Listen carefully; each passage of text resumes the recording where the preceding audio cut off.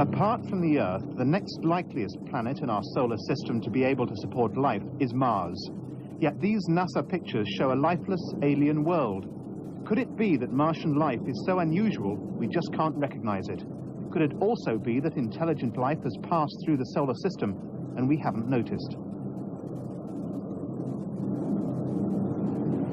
Over 60 million miles away, about a year's journey by present technology, star watchers from London UFO Studies constantly ask similar questions. Two satellites go over the top of us. And for Roy Lake and his group, star watches are a regular event. Most times they see only planes. Occasionally they see something odd, a UFO. I do know that they exist. They've been coming here for many, many years, and the evidence is there. It's overwhelming. It just needs the general public to come forward. Roy became interested in the subject over 30 years ago. Since then, he's examined hundreds of cases where people claim to have seen objects. The problem, he says, they're not believed. It really did look like a very, very bright full moon in the sky. And coming down, I mean, you could visibly see it descending. It was about 9:45 in the morning when Tricia McLeod's attention was first drawn to a bright light in the sky. She was driving through Edinburgh when a huge moon-sized object came into view. Just gone over the roundabout at the main Milton Road, and there was a very, very bright light in the sky, and it was very definite in shape. As I continued up this particular street, and down it came until it was really very near me. So I was sitting in the right-hand lane, about to turn, and it materialized into a spaceship. Almost disbelieving her eyes, Tricia stopped the car and got out for a better look. The only way that I could say I could describe it was it looked a bit like Saturn, but the ring that was going round it had lights, windows. Once at home, though, she failed to persuade her husband that what she'd seen was real. I came home, I told my husband, who's a local policeman down here, and he went into fits of laughter and said, you know, you don't expect me to tell anybody this, because I wanted him to phone up RAF Turnhouse and find out if there had been any reports of flying objects that morning. As a respected international investigator and author, Timothy Good has read many UFO reports. 80%, he says, can be explained away easily, but the rest, stories of noiseless, strange moving lights, can't. Some of these vehicles appear to be able to change shape, or at least to appear to be able to change shape. In my view, that could be related to a type of propulsion system which distorts not only space, but time as well. On a November evening about 10 years ago, Linda Jones took a young son and daughter for a walk along a Manchester canal bank. Suddenly they saw a bright light in the sky. It looked like it was going to hit us directly. We ducked into the grass. It landed vertically in a field over a hill. We ran up the hill. We thought we were going to see an aircraft in flames or something, but it was just this object, total silence, not making any noise at all.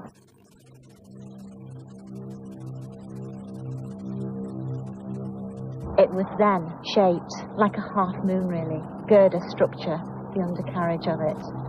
We stood there watching this object, transfixed, and we stared at it.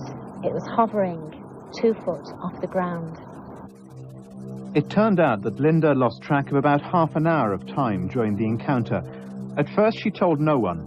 Years later, under hypnosis, she recalls an experience on board the craft, but she doesn't like to recall it now. I don't think I should remember.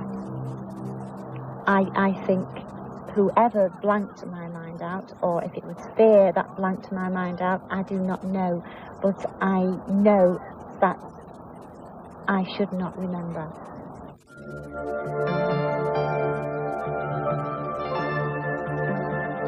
Tales of disturbing encounters are fairly rare. Skeptics say it's easy to be spooked by tricks of the light, for example, from low-flying aircraft.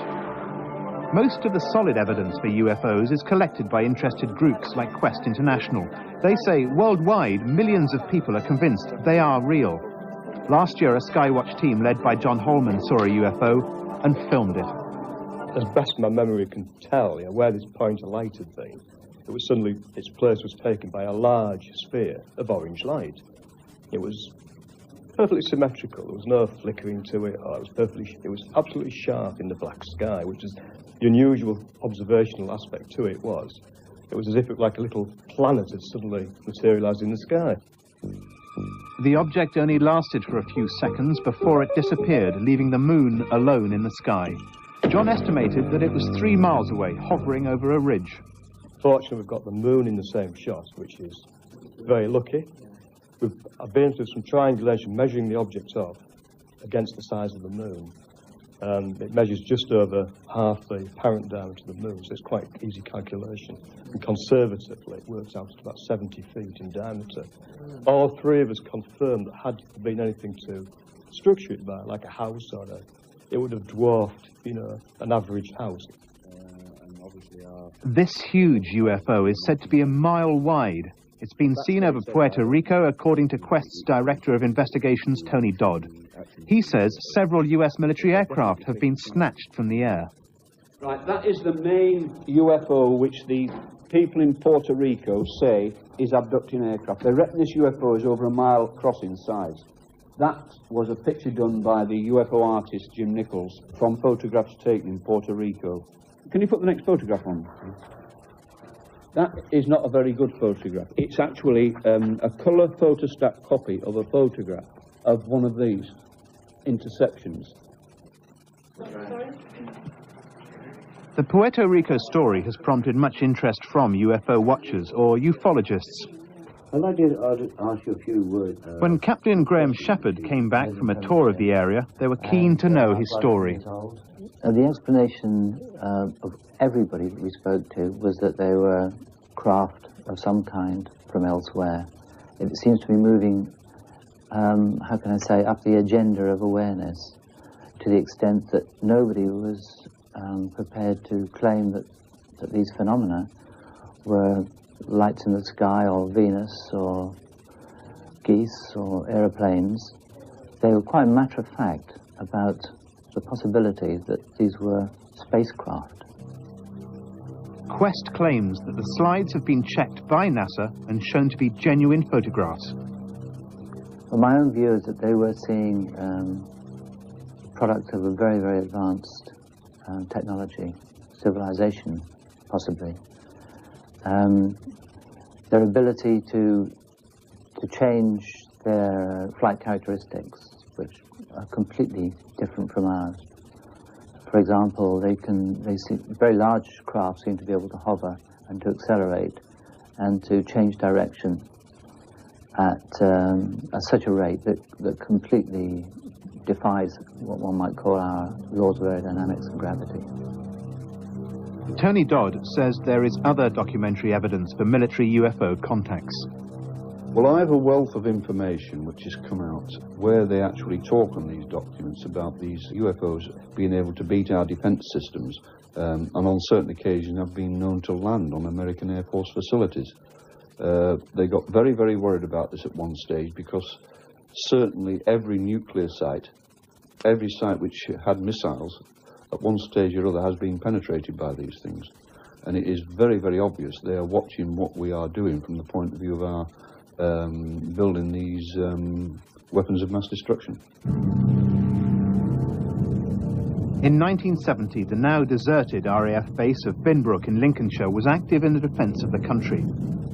The base was home for English Electric Lightnings, fighter aircraft ready to be scrambled should any unknown objects enter our airspace. On Tuesday, the 8th of September, the alarm came. An American pilot, Captain Schaffner, was first in the air to meet the UFO, but he never came back. From a military point of view, it's embarrassing to admit the existence of alien vehicles coming into our airspace against whom we have inadequate defense. There have been numerous instances involving aircraft UFO chases. In his book, Ghost Stations 5, Bruce Barrymore Halpenny, a military historian, tells of a mysterious UFO chase. A retired RAF crash investigator, Mr. Halpenny, says it wasn't easy checking the story because of secrecy surrounding the case. It was a normal, routine UFO sighting. When the alarm was given, Captain Schaffner scrambled his Lightning. And he was certainly a very experienced Lightning pilot, and he loved to fly the Lightning. He had 6,000 hours on fast jets, a very, very experienced pilot. This is Fire Squadron crew room, and it was here that Captain Schaffner, from this particular section behind the curtains here, this was the actual crew section that issued the order. From the door at the side, Captain Schaffner took the initiative to be first, and upon hearing that there was a UFO, he immediately took the few paces along here to his Lightning and was airborne within seconds. 2 other pilots were scrambled at the same time and sent out over the North Sea. Their job was to intercept a radar blip which refused to answer repeated requests from the ground to identify itself. He reported that very bright lights. He was told then to proceed as close as possible, and which is what he was doing when he was enveloped with a very, very bright light. At that stage, he said that his aircraft was still flyable, but uncontrollable. The close proximity to UFOs has produced very serious physical effects in the aircraft, and in some cases with the pilots. Communications are interfered with, weapon systems are interfered with. Now at this stage, some malfunction with the Lightning, so he's immediately withdrawn and instructed to ditch. The story then is that immediately he ditched and seemed to go down, the Ministry of Defence issued a statement that the aircraft had broken up. Then stories start to conflict left, right and centre. The security blackout is immediately put over. Because of the design of the Lightning, ditching has to take place at sea. A dinghy is provided. Mr. Halpenny says that Captain Schaffner tried to eject, but the mechanism failed. On ditching, it's also possible to open the cockpit manually. A search and rescue team was sent. Captain Schaffner was never found. The blip had gone off on the radar. Whatever it was had gone. The Lightning floated for a short while and gently went down. It was sitting on the seabed. Perfect. There was no mark other than on the nose, and the aircraft was in perfect condition. And the canopy was closed. That's the sinister piece. The canopy was closed. The Ministry of Defence say this was a routine low-level night flight and the aircraft came down due to pilot error. The pilot escaped on ditching, but was washed away by the tide. The release is between there, and within a split second, he's gone. Should that not fire, there's also on the top manual, so that it is impossible not to have fired. So for him to be missing, the seat still intact, and the canopy on and closed, means the mystery was absolutely unbelievable. All life on Earth depends on the sun, but it's just one of billions of other stars in the universe. If only a tiny fraction of those had similar planets, says the Royal Observatory's astronomer Harry Ford, there could be life elsewhere. The elements for life exist throughout space. The different elements like carbon, iron, potassium and so on, they're actually manufactured by nuclear fusion inside stars. So the materials are there throughout the whole universe. But that doesn't mean the universe is teeming with intelligent life. Even if there were other civilizations, the universe is so vast it would take millions of years for them to reach us. In any case, we would have detected their radio communications before now. It would be stupid to say that there were no other intelligent beings out in space, but I'd love to see the evidence that they have actually visited. It seems a strange method of exploration. Can you imagine Captain Cook arriving at a South Sea island? He lands on the beach, he sees the inhabitants, and immediately leaves. Lack of concrete evidence has always prevented the Ministry of Defence from taking UFOs seriously. Ralph Noyes was a senior civil servant there. Part of his job was to deal with the public on defence matters, including the UFO phenomenon. The ministry line was polite, but dismissive. I had a serious job to do with the air staff. They needed to have confidence in me and me in them. You didn't want to look like a flying saucer nutter.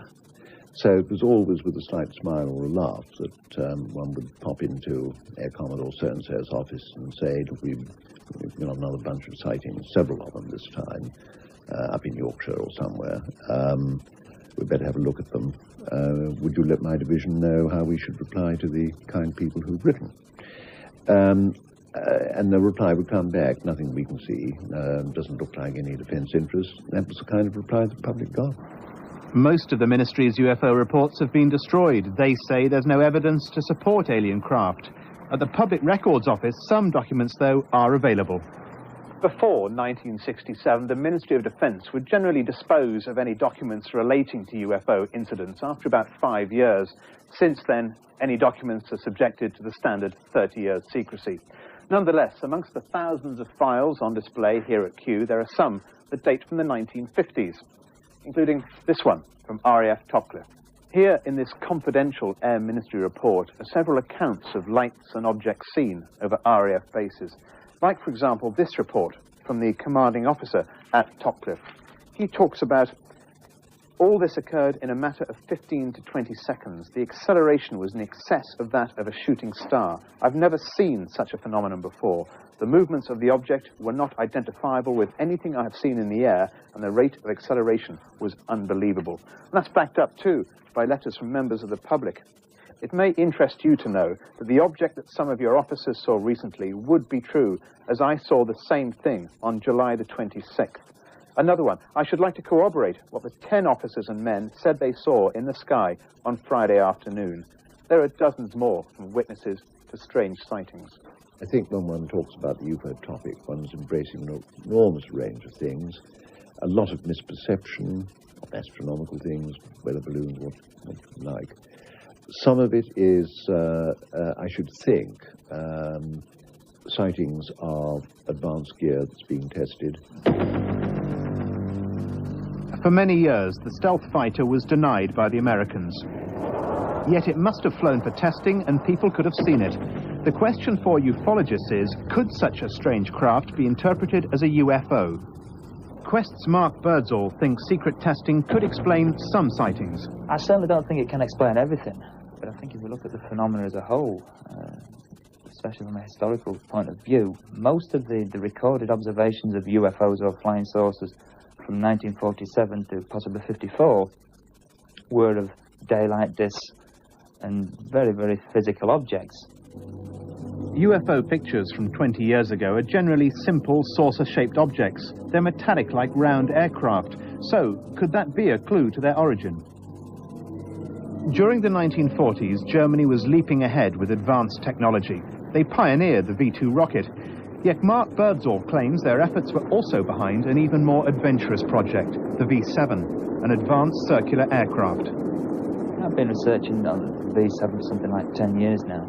We have contacted some people, some authorities who were willing to divulge at least part of the information. There are blueprints. We have, as I say, verbal sworn testimony that they actually witnessed the construction of the disc.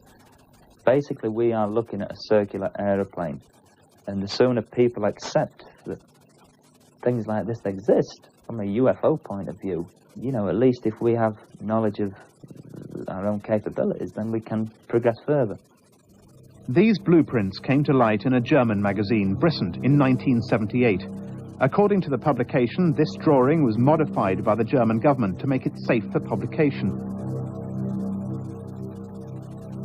Most experts agree the drawings are bogus, but the question remains, could they have been elaborate versions of a real original? This circular plane is just one piece of evidence which Mark has obtained to justify a German interest in the development of new aircraft. Over the years, several German publications, including Luftfahrt International, which specializes in aviation matters, have also documented the saucer story. They appear to be jet-powered aircraft capable of 2,000 kilometers an hour. Most of the work is credited to two scientists, Dr. Mieter and Rolf Schriever. It is alleged that the Americans and the Soviet Union did actually capture one or two of these flying discs intact. There is some intelligence information that the Americans began a similar project.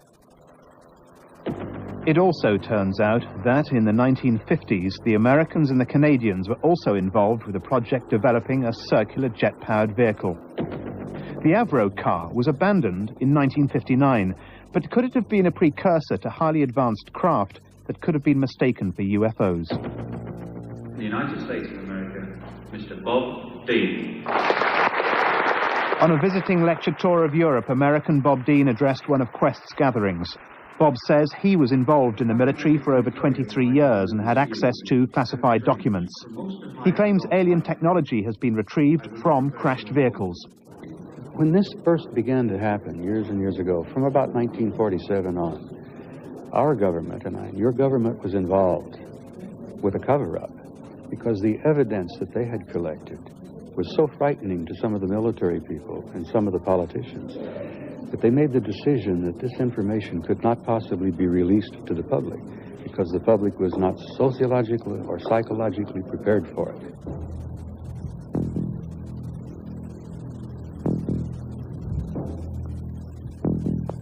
There's speculation that at this secret military base in Scotland, the latest experimental aircraft, Project Aurora, is a regular visitor.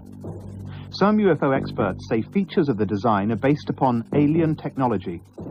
An expert in aircraft recognition, Chris Gibson, could well have seen it. In August 1989, I was working on a drilling rig in the southern North Sea. When we looked up, we saw a formation of 4 aircraft. The lead aircraft was a KC-135 tanker. Off the port side of the tanker were 2 F-111 bombers. But underneath the tail of this tanker was a black triangular aircraft, which I'd never seen before. My initial reaction was it was an F-117 stealth fighter. But this aircraft was too big and it was far too perfect. It didn't have any wing surfaces or tail surfaces, pure triangle. Hidden in the Nevada desert near Las Vegas is an American Air Force base. It's said that the Nellis base is used to develop all the latest military aircraft. This amateur video shot last year is of a frame-by-frame animation of a high-speed vehicle flying through the mountains. It was all shot by Ray Wardle. The Aurora, I'd first seen that of a night time, and it comes in over Las Vegas. It's very bright, but it looks just like a shooting star. And during the daytime, probably 18 months, 2 years ago, I set my camera up and filmed out at Red Rock Canyon area, which is west of Las Vegas. And I just let the camera roll. And when I replayed the tape, frame to frame, you can see these vehicles flying at probably 6,000 to 10,000 miles an hour in between the mountains. This valley near Dumfries is a favourite training ground for NATO jets. It's also a good hunting ground for aircraft photographer David Anderson. On a walk near an abandoned airbase, he managed to take a picture of an unusual object in the sky. Went for a walk down the old runway at Heath Hall. I noticed this object flying away from the centre of the cross. Took the camera away, looked up again, saw it again, and put my camera back up and started taking about 12, 14 photographs of it. When I got back to the house, I told my family what I'd seen. They said better phone the Civil Aviation Authority. So I phoned them and they said they would check up on it and come back on to me. So I took the film in to get it processed and came back home and the police were in the house to see me, asking for any photographs, negatives or anything. But he never saw the prints. The photographers who were developing the film said it hadn't come out. A few weeks later, they closed down. Military expert Mike Gaines doubts Aurora would have come to England, but it could have been made. It's purported to be a high-speed, high-altitude aircraft, as I say, thought to be developed in the USA for strategic reconnaissance to take over from the SR-71 Blackbird. The US Air Force denies it. They might well be telling the truth, but there are other agencies in the USA which could fund such a program, specifically the CIA. Just to give you an example, the American taxpayer pays $50 billion a year in what's called black budget programs. And most of that is in the UFO field. Getting these prototypes flying, trying to develop systems of our own, learning what we can about propulsion. The specialist aircraft magazine, Jane's, recently published artists' impressions of what the craft could look like. It's said to be capable of 6 times the speed of sound. I believe that there was probably craft captured, alien craft captured or crashed or whatever, and we are trying to develop similar craft with earthly technologies and earthly metals and so forth. So they're probably back engineering these vehicles. But I do believe that the ones which I've taped, anyway, are flown by either US military or the US government or whatever. We asked Clifford Beale, an aviation expert from Jane's, to look at Ray Wardle's film From the Nevada Desert. Could it have been the secret Aurora project? It appears to have a flying wing shape, which is different than what's been attributed to Aurora. I don't think this could be. Aurora is a high-flying reconnaissance aircraft. You wouldn't be testing it doing ground-hugging flying techniques. It could indeed be another secret aircraft undergoing testing. It's certainly in the correct area. So have the Americans been developing a series of stealth-type aircraft which people could think are UFOs? And what about the stories of crashed alien vehicles? It's true. We in the United States have retrieved several crashes. We've retrieved the hardware, and we've retrieved bodies, and in some cases we've retrieved living crew members.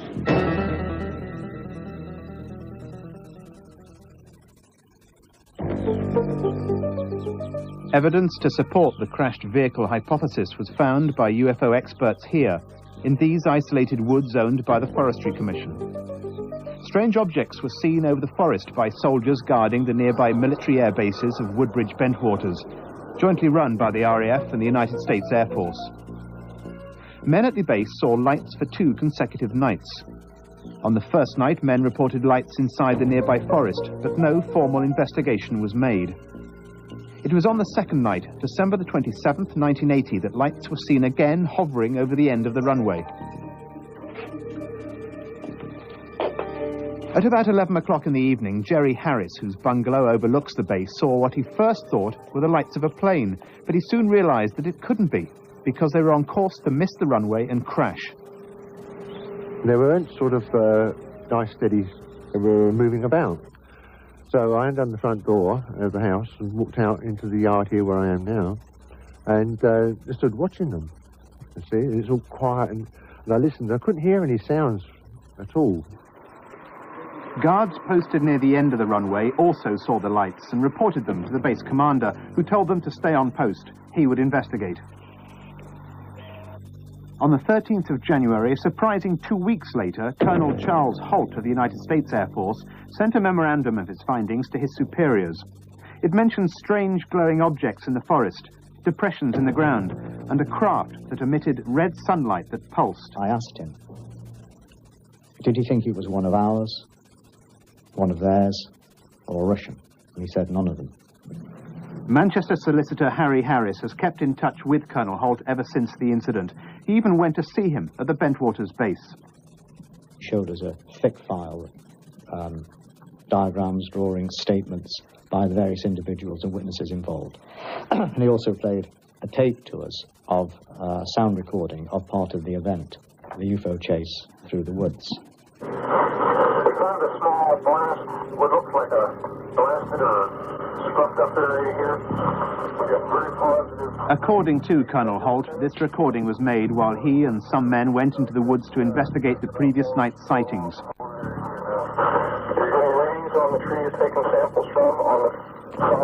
approaching the suspected landing site. Work quick, facts. Have the strongest point on the street. They're using instruments to check the radiation. There's no clear foot, sir. I see hot spot. Strange. It's some type of abrasion or something in the ground where the pine needles are all pushed back more. We get a high reading, about deflection of 2 to 3, maybe 4, depending on the point on it. I sort of watched them, and they were going up, moving about this way and that way, and they were going up and they were coming down.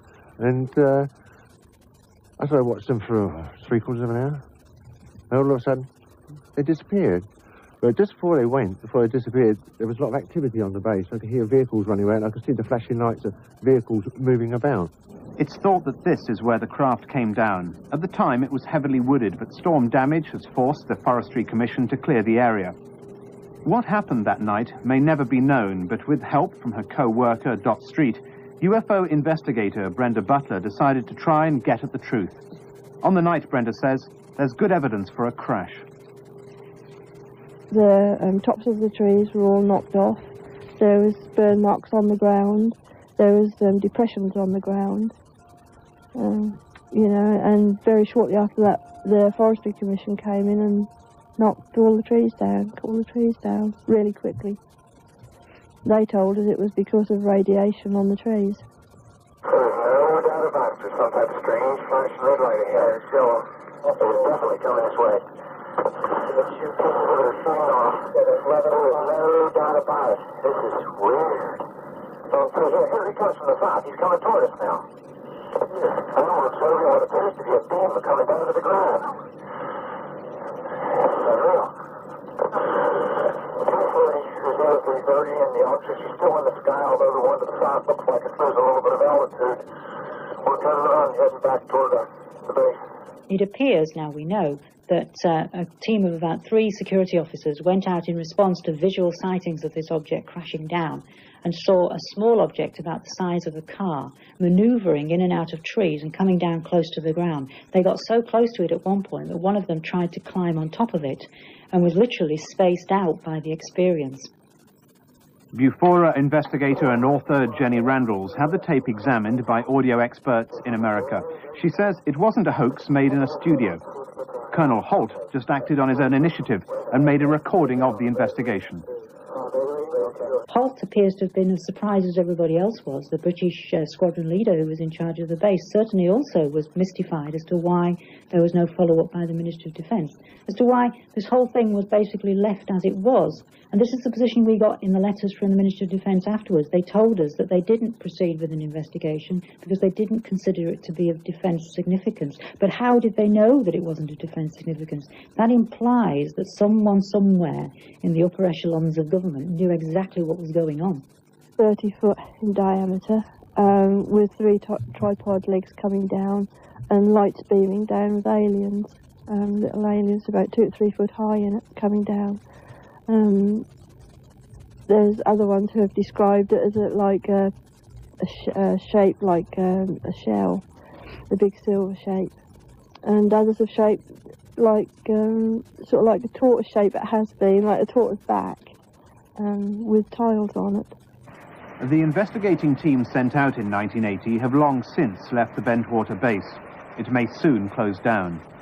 After the incident, says Brenda, men were quickly debriefed and held to secrecy. Many were sent to other posts in America, or even retired shortly afterwards. What was peculiar about the Ministry of Defence's response was that they were asked as early in 81 what went on around Rendlesham. Were there not funny things seen on radar? Didn't something come down near this important base? And they said, no, nothing. And in effect, I think they lied, which in my day we didn't. It stalled. They say they have no interest in the event unless it has a defence implication. They say it has no defence implication, but they haven't investigated it. They say they haven't spoken to the eyewitnesses, and yet the operational staff have satisfied themselves that there was no evidence of anything having landed or intruded. Well, Holt and his band of merry men were operational staff. So from whence did the Ministry of Defence get this information? UFO investigators claim at the time our authorities denied having any information about the incident. But in America, the Holt document was obtained under the Freedom of Information Act. Even so, the Americans had lost their copy and obtained one from our Defense Ministry. So why the secrecy? If you say nothing happened, were these men mad? If they were mad, why weren't they posted home? Whose finger is on triggers? That kind of awkward question would have arisen, should have arisen. And I think probably the MOD clammed up and actually got to the point of lying in order to avoid that embarrassment. Some experts said Holt had been tricked by the lights from a nearby lighthouse. This he denies.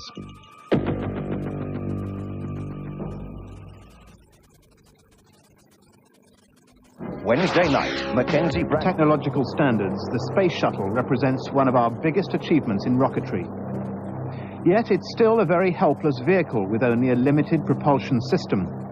However, some experts claim that the Americans have developed a totally new space vehicle capable of very high speeds. The evidence for this comes from the release of pictures taken from the Discovery space shuttle in 1991. That's according to American Richard Hoagland. The sequence begins aboard the Discovery space shuttle, rolled over on its side and flying wings forward into the pre-dawn darkness of September 15, 1991. The shuttle is in orbit 355 miles above the Earth, just passing Rangoon, Burma, that brilliant collection of city lights below. Discovery Houston, while you're looking at Orion, we're getting a pretty tremendous light show. We're looking at the lightning on the These Earth. pictures are taken from a video detailing his analysis of the small objects floating outside the shuttle. Now pay attention to your screen at the top center. You'll see a dot of light appear and begin to move from right to left. Watch carefully. The dot will turn hard right in apparent response to a brief flash from the lower left. 3 seconds later, two contrails move sharply upward from the lower left. In my opinion, the NASA shuttle video you have just seen is among the most extraordinary pieces of footage in television history. NASA claimed that the dots were no more than space debris or ice crystals similar to those taken from an Apollo mission. Hoagland says these look nothing like the objects seen by Discovery. Our little dot is in fact drifting along at a leisurely pace of some 15 miles per second. That's about 54,000 miles per hour. When you see our little target object react to that peculiar flash, the undisputed star of our update accelerates in less than 2 seconds to over 200,000 miles per hour. And for those of you who may be wondering how many G's this little guy experiences when it accelerates in reaction to that flash, its numbers clock out at a cool 14,000 times the Earth's gravitational acceleration. The object is a vehicle, but not alien, so it must be a secret weapon possibly based on alien technology. This has led us to this amazing conclusion, that the shuttle cameras that night somehow showed us an active Star Wars weapon system in Earth orbit, and the system is using our own American hyperdimensional technology for target practice. Years ago, UFOs were simple objects. Later sightings reported many lights. More recently, objects of a triangular shape have been seen. Could they be secret planes? Are people actually seeing extraterrestrial craft? Or is there some unconscious process taking place in the eyes of the witnesses, something that could convince these people in a Soviet republic that they're seeing aliens? What's interesting about the development of the UFO reports, if you track it through time, because we now have about 50 years of reports where we can do that, is we can see that it follows what we call cultural tracking. It is exactly at the point where science fiction is predicting the technology of the future will go, but it's never beyond that level, which tends to suggest that it's something that we're perceiving which fits in with our sort of stereotyped images of what an alien craft should look like. Hundreds of members of the Flying Saucer Observer Corps all over Britain, it's a serious search. The Air Ministry This archive film gives the tone from 30 years ago, as people describe simple One of UFOs. America's leading experts on holiday in Scotland recently is Dr. George Hunt Williamson of Great Western University, California. I have actually seen the objects, and also I have seen many photographs of the objects, similar to this one, which was reproduced in Flying Saucer Review here in England. They do become much more elaborate, and they do change with time, the types of UFOs that are seen. the current wave of UFO sightings, which is particularly popular around around Europe, is to see triangular-shaped UFOs.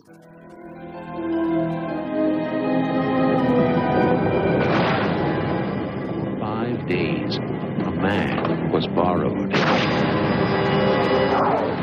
Now Hollywood has focused on the UFO phenomenon. The story that Travis Walton and 5 other witnesses told was so unbelievable. The feature film, Fire in the Sky, is the story of a real-life abduction. Famous case of UFO abduction ever reported.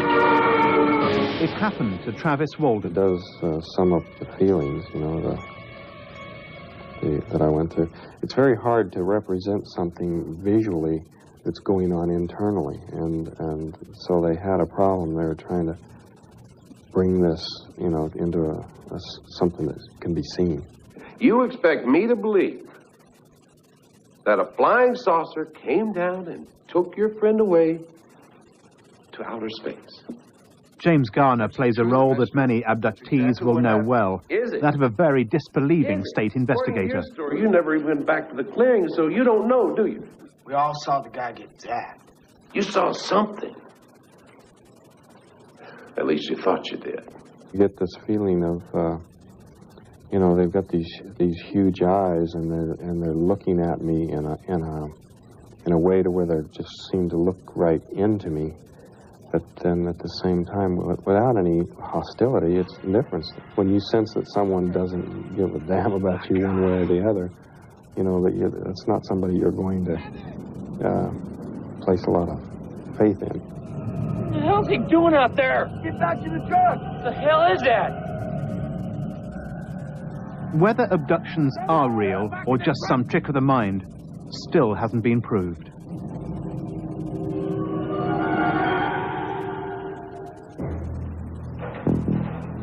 Perhaps the most convincing evidence for UFOs can be found in Brussels, of all places. For a period of about 2 years, the whole country was affected by a wave of sightings. They'd been seen by witnesses, the police, and by local radar stations. The Belgian army was forced to take the claims seriously. They allowed their F-16 fighter aircraft to be involved in trying to intercept these UFOs. They had the full backing of the chief of the Belgian Air Staff, Colonel de Breuer. Initially, we thought that some of these observations were caused by atmospheric interference, such as weather conditions or electromagnetic interference. But later on, we found out that at certain moments, indeed, we could relate one visual observation with one observation on the radar. And of course, then we said, well, to have a confirmation, it may be very useful to have an additional observation from an aircraft.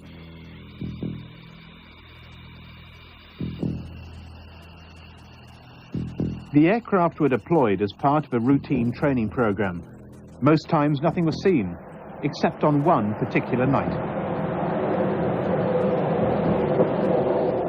The night 30 and 31st March, we had an observation on the radar, and in addition, a visual observation on the ground confirmed by the police. We decided to send 2 airplanes in the air around midnight. This video of the F-16's radar track of the object showed the performance of a vehicle of a totally unknown origin.